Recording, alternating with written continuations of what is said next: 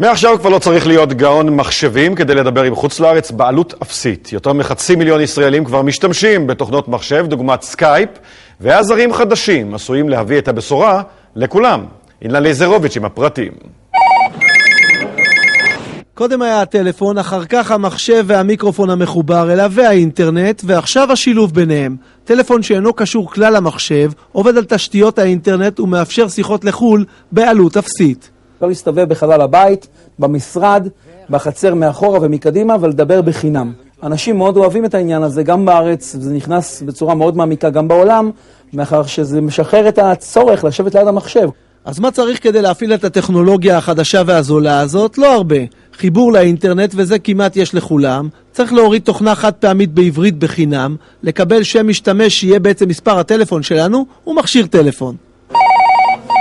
לא צריך טלפונים מיוחדים כדי לדבר עם חוץ לארץ דרך המחשב והאינטרנט. כל מה שצריך זה את המחבר הזה, שמחירו כ-350 שקלים. אותו ניתן לחבר לכל טלפון, ועם העסק הזה אפשר לדבר עם כל מדינה בעולם בעלות אפסית. נוצר פה מצב אבסורדי ששיחה מירושלים לטלפון סלולרי בארצות הברית יוצא יותר זול מלהתקשר מטלפון רגיל לטלפון רגיל בארץ. ואם בשיטה הקודמת עם המיקרופון איכות הקו לא הייתה משהו, עכשיו גם זה ישתפר. אפשר לקיים שיחה לחול ממכשיר טלפון בעלות של שיחה מקומית. 500,000 ישראלים כבר משתמשים בתוכנה. החידוש שמאפשר גם למי שאינו גאון מחשבים לדבר לחול בזול מתבטא גם בחנויות. בזמן האחרון יש דרישה יותר אינטנסיבית לטלפון עם סקייפ. מאז שהתחיל כל עידן האינטרנט, אנשים מחפשים עלויות זולות יותר לשיחות טלפון. למרות זאת נראה שעוד מוקדם מדי להספיד את הטכנולוגיה הישנה והיקרה.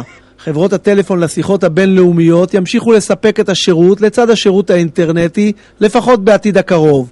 אם כי אולי הם יצטרכו בשל המהפכה הזאת להוזיל מעט עלויות.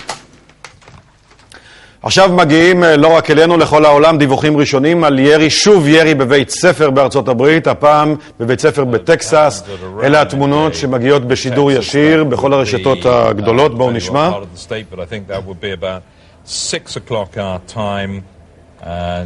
עורך השטח חוץ ארד ניר, אתה מצטרף אלינו, מה אתה שומע? כן, לפרטים ראשונים גדי שרצים עכשיו בכל העולם על שוב ירי בבית ספר בטקסס.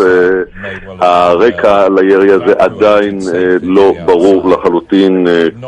מן הסתם עוד אחד מאותם מקרים של מקרי ירי בלתי ברורים, אנשים שאוחז בהם הטרור